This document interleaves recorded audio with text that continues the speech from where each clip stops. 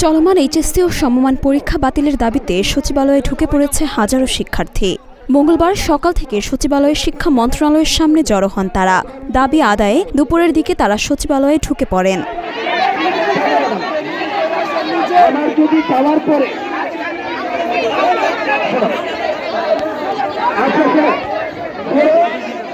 আমার কথা শোনো, আমি দুটো পরিস্থিতি ধরে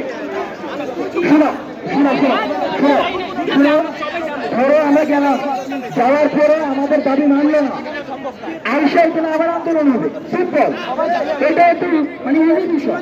আর যদি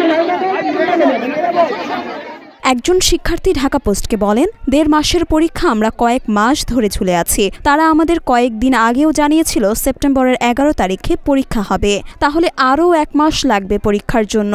এরপর ১ মাস ব্যাপী পরীক্ষা হবে। এত সময় নিলে আমাদের ফলাফল প্রকাশ করবে কখন, আর আমরা কখন ভর্তি হব। মানে অ্যাডমিশন হয় ইন্টারমিডিয়েটে, সেখানে আমরা কিন্তু সেটা পাই না। আমরা জানুয়ারিতে যে ভর্তি অলরেডি আমাদের 5 মাস চলে গেছে, তাহলে মেধা যাত্রী কীভাবে হবে?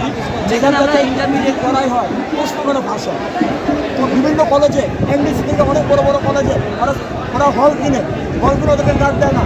এটা কোন ধরনের কথা? এটা মেধা চাই, এটা কি মেধা চাই? এইভাবে বাংলাদেশে আমাদের প্রশ্ন ফাঁস হয়েছে, আমাদের প্রশ্ন ফাঁস হয়েছে, ইভেন বিশেষ বোর্ডের প্রশ্ন ফাঁস হয়েছে। এটা কি মেধা চাই?